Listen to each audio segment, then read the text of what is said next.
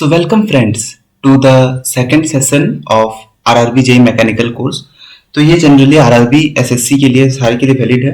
In the previous class हमने पढ़ा था parallelogram law of forces and forces के बारे में, हल्का सा हम पढ़े थे इंजीनियरिंग मैकेनिक्स एंड उसके डिविजन्स के बारे में, and then we also read about resolution of forces. तो आज उस क्लास का कंटिन्यूएशन है। चलिए बिना किसी देरी का हम लोग स्टार्ट करते हैं। So we know that every physical unit, every physical quantity can be divided into two categories, fundamental quantity, ठीक है, और एक को हम लोग डिवाइड कर सकते हैं डिराइव्ड क्वांटिटी में। So what is the difference between these two quantities?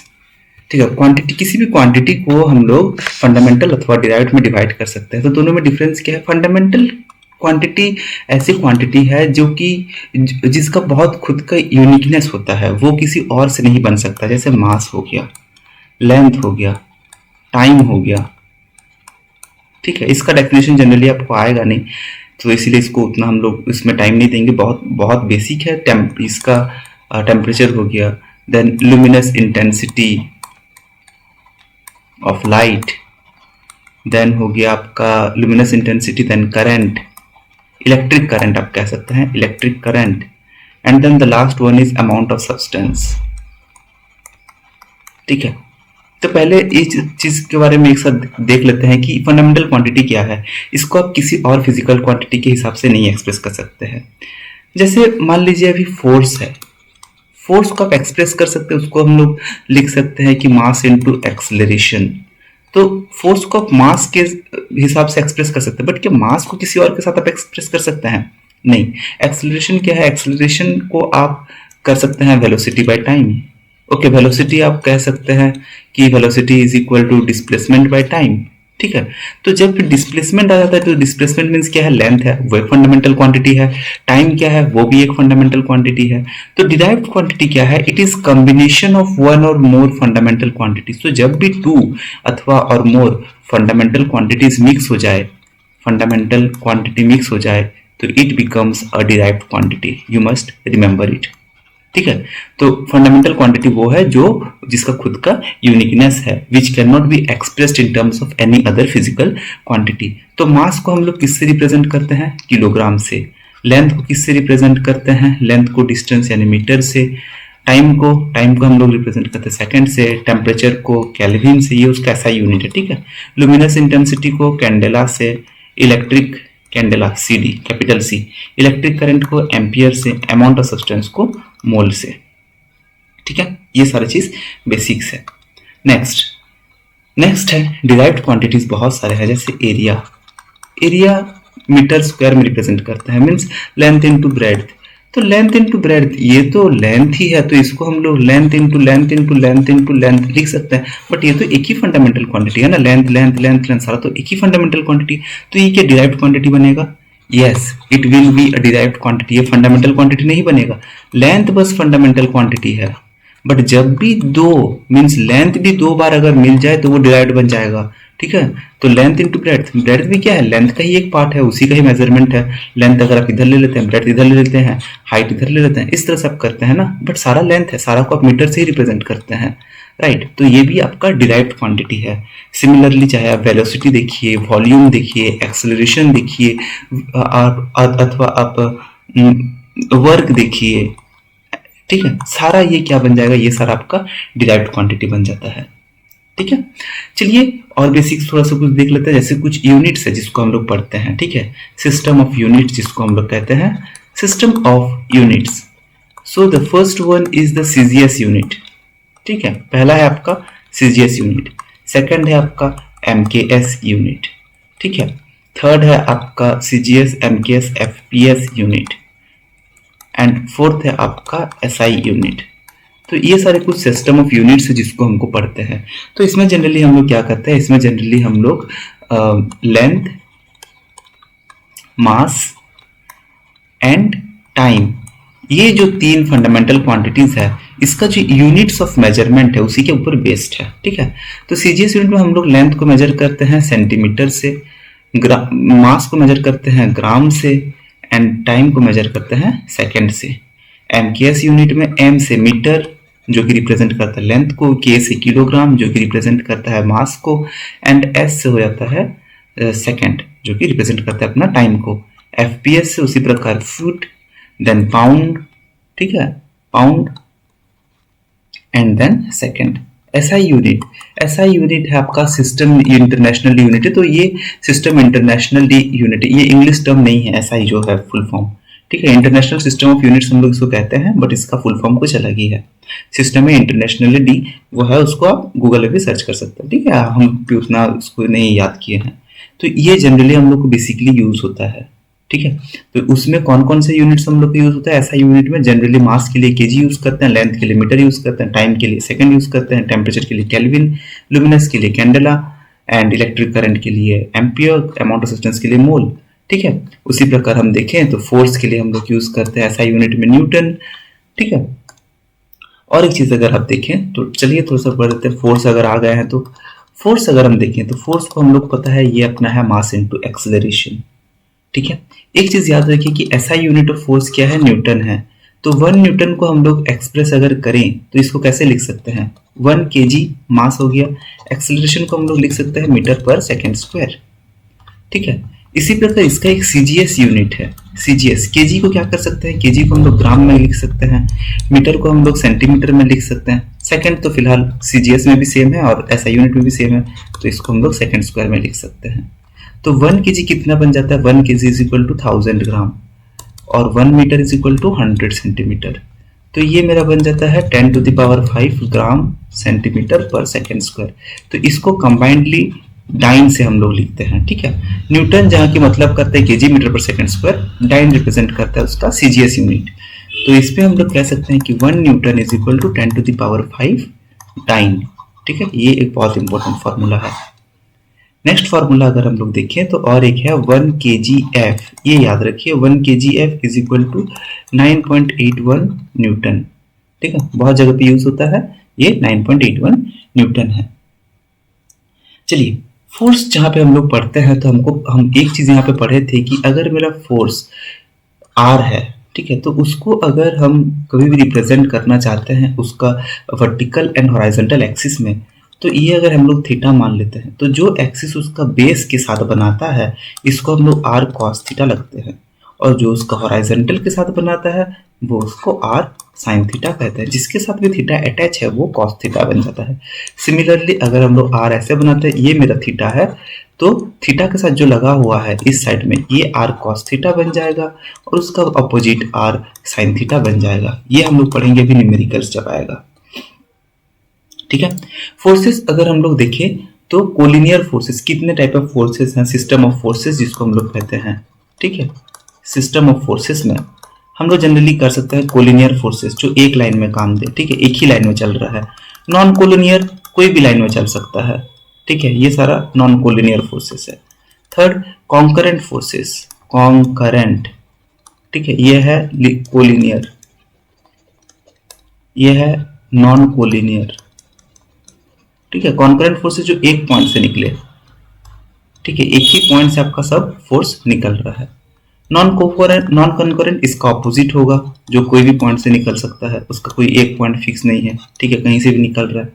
Coplanar, ये आपका प्लेन्स है एक्स वाई जेड, एक ही प्लेन में जब आ रहा है तो वो कोप्लानर है।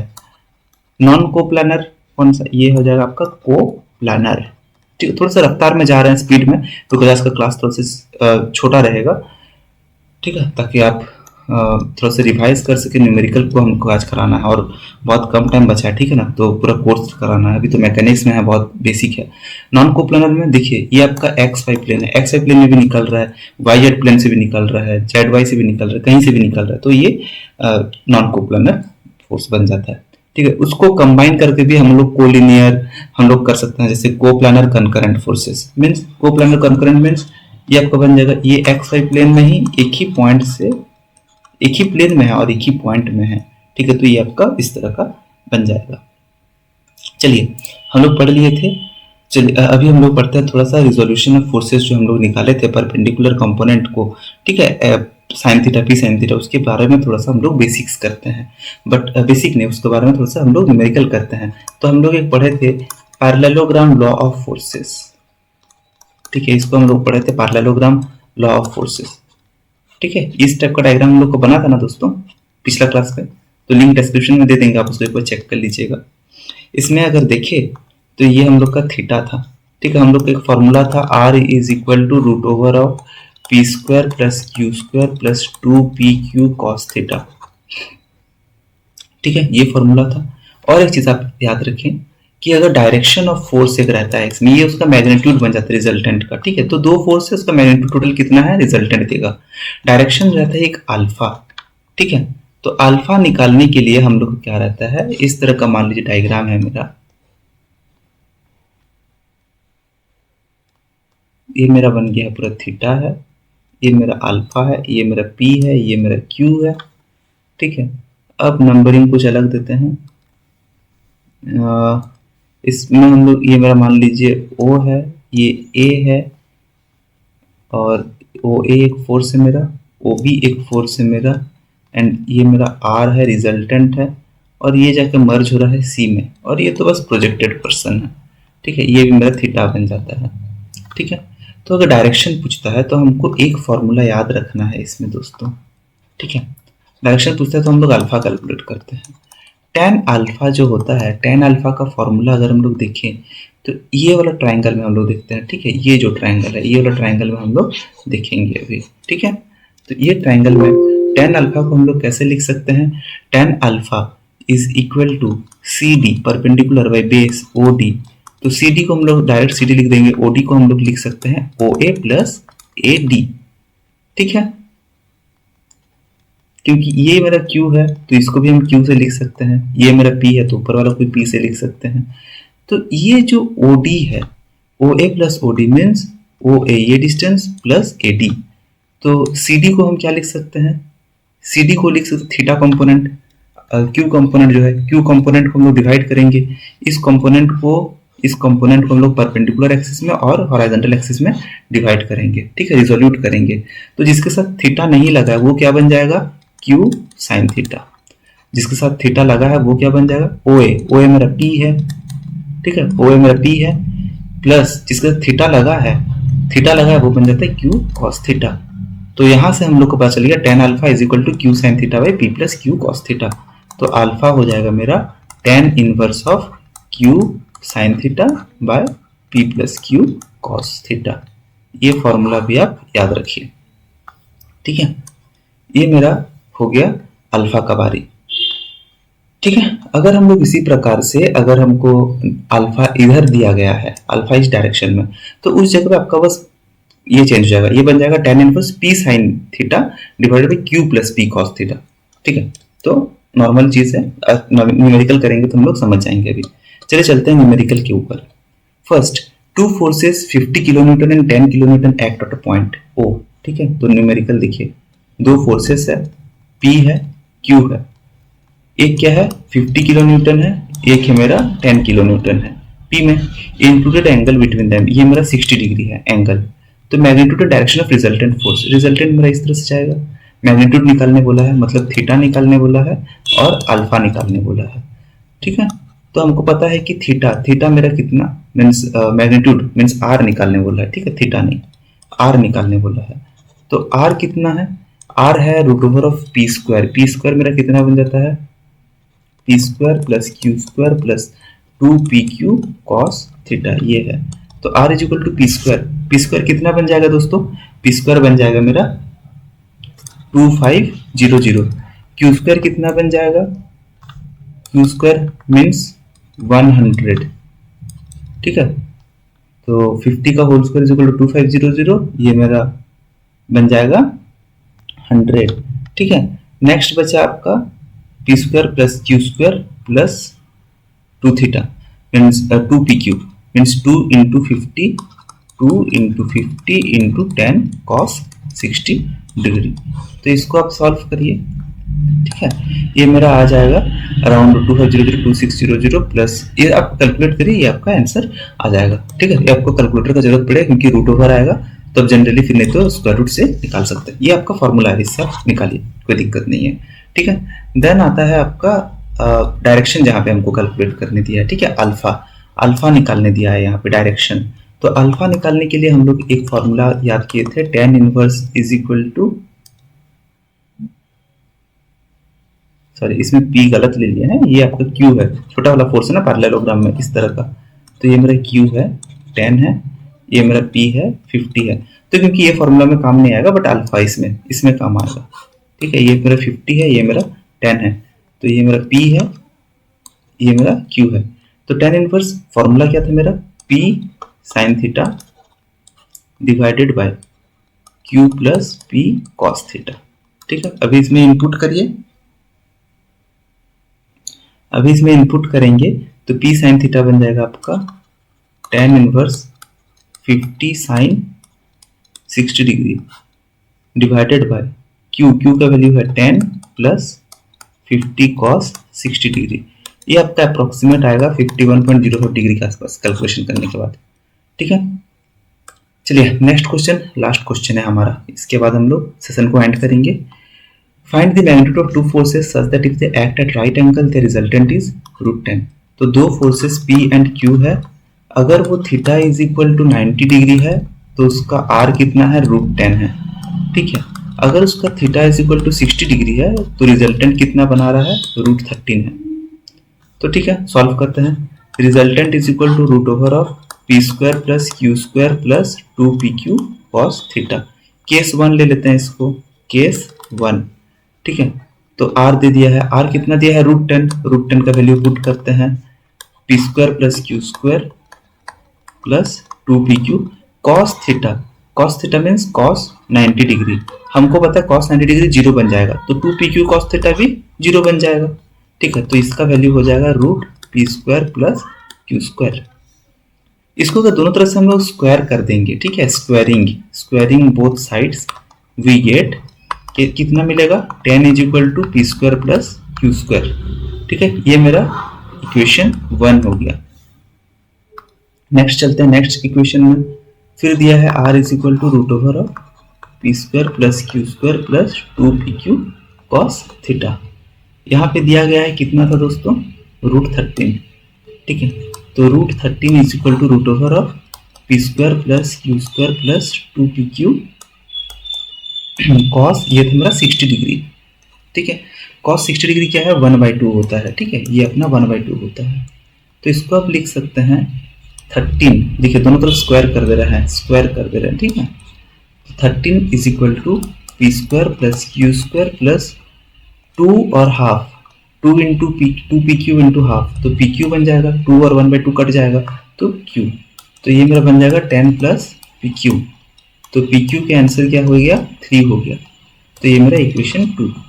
अभी P square plus Q square is equal to 10 मिला है, P Q is equal to 3 मिला है। अभी हमको p प्लस क्यू और p माइनस क्यू अगर मिल जाए कहीं से, तो p का वैल्यू q का वैल्यू मिल सकता है।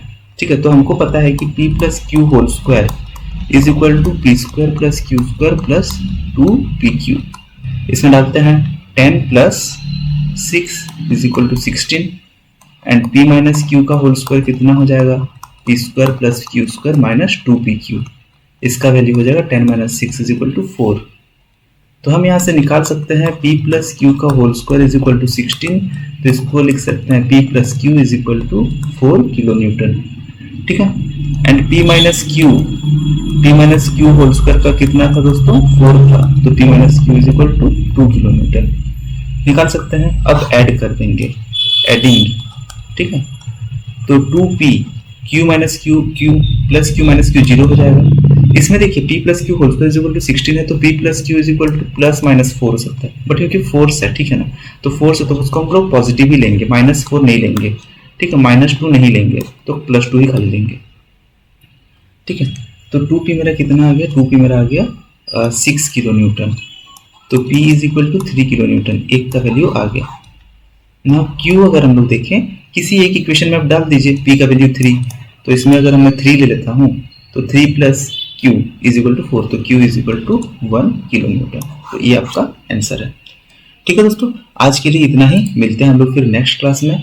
ठीक है, आप हमारा वेबसाइट esparx.in, ठीक है, esparx.in पर जा सकते हैं, वहाँ पे आपको क्विज मिल जाएगा, आप उस क्विज को जरूर लीजिएगा, बहुत इंपॉर्टेंट है। इस क्विजेस को आप ले करके आप अपना मीन्स जर्नी को कंप्लीट करिए। ठीक है, तो क्विज फ्री है, ये भी बता दे रहे हैं। तो ये देखिए, आपको अगर मन करे तो ये ₹30 ओनली है जेई मेंबरशिप में। अभी हम लोग का क्विज बनता है टोटल, बिकॉज हम लोग का भी सर्वर कॉस्ट पड़ता है दोस्तों, तो कुछ भी फ्री नहीं रहता। ठीक है ना, सर्वर कॉस्ट है, हमारे बैकएंड में इतने लोग काम कर रहे हैं, तो थोड़ा सा हम लोग को सपोर्ट चाहिए होगा आपका, तो जरूर आप चाहें तो आप ले सकते हैं। आप टेक्स्ट बुक का भी सब्सक्रिप्शन ले सकते हैं, जिसमें आपको जेई का मिल जाएगा। तो उसमें टेक्स्ट बुक का अगर आप सब्सक्रिप्शन ले रहे हैं तो उसमें आप कोड यूज कर सकते हैं PR, ठीक है, PRCT12।